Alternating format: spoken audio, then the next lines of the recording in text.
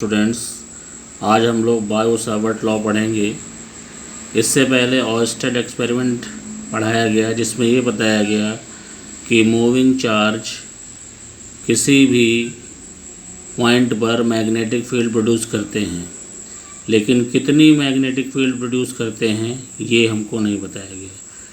तो किसी भी पॉइंट पर किसी करंट कैरिंग कंडक्टर से कितनी मैग्नेटिक फील्ड बनती है, ये वैल्यू हम बायो सावर्ट लॉ से निकालते हैं।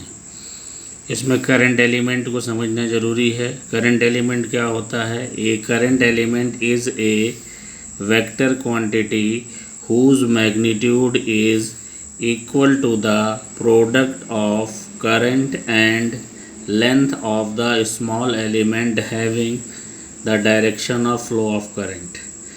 मतलब लंबाई जो करंट एलिमेंट की है उससे और करंट से मल्टीप्लाई कर दीजिए तो आपको करंट एलिमेंट मिलेगा। ये एक कंडक्टर है एक्स वाई, देख लीजिए, किसी भी शेप का हो सकता है। इसका छोटा करंट एलिमेंट ए बी लिया गया है। ये डॉटेड लाइन वर्टिकल को दिखाया गया है और इस करंट एलिमेंट से आर डिस्टेंस पर पॉइंट पी है जो वर्टिकल जो इस करंट कैरिंग कंडक्टर के करंट एलिमेंट से थीटा एंगल बना रहा है। ये करंट फ्लो की डायरेक्शन आई है। अब इस पॉइंट पी पर कितने मैग्नेटिक फील्ड होगी, इसी की वैल्यू बायो सावर्ट लॉ में बताई जाती है।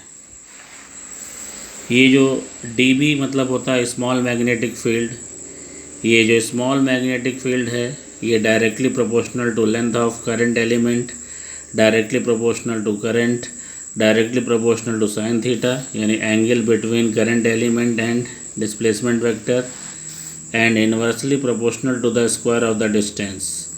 इन सब को एक साथ लीजिए तो dB directly proportional to I D L sine theta upon R square. अब ये डायरेक्टली प्रोपोर्शनलिटी इक्वलिटी में आएगा तो dB mu zero upon 4 pi I D L sine theta upon R square. Mu zero को बोलते हैं परमिएबिलिटी ऑफ फ्री स्पेस। ये permeability of free space उसी तरह है जो आपने चैप्टर 1 में परमिटिविटी पढ़ा था।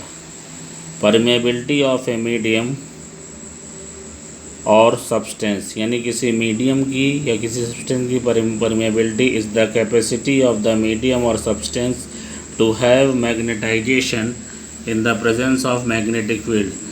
मतलब परमिएबिलिटी जो होती है ऐसी कैपेसिटी होती है जो मैग्नेटिक फील्ड होने पर स्वयं में मैग्नेटिज्म प्रोड्यूस करे।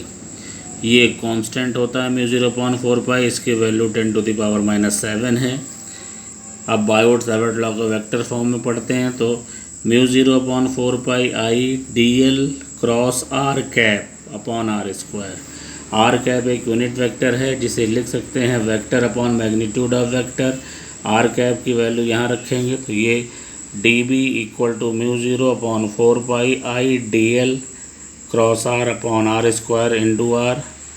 ये mu zero upon 4 pi I vector D L cross vector R upon R cap. ये हमारा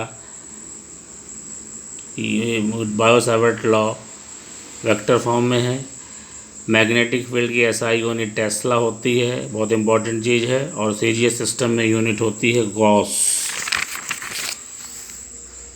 और दोनों में रिलेशन होता है 1 गॉस इक्वल टू 10⁻⁻⁴ टेस्ला। ये इंपॉर्टेंट है, याद करने की चीज़ है।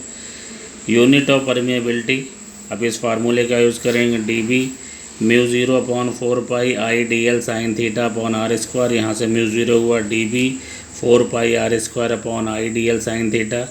dB के लिए टेस्ला, 4 पाई कांस्टेंट है, आर स्क्वायर के लिए मीटर स्क्वायर, आई के लिए एम्पियर और dl मीटर। मीटर से मीटर कट गया तो ये यूनिट हुई टेस्ला मीटर एम्पियर इनवर्स।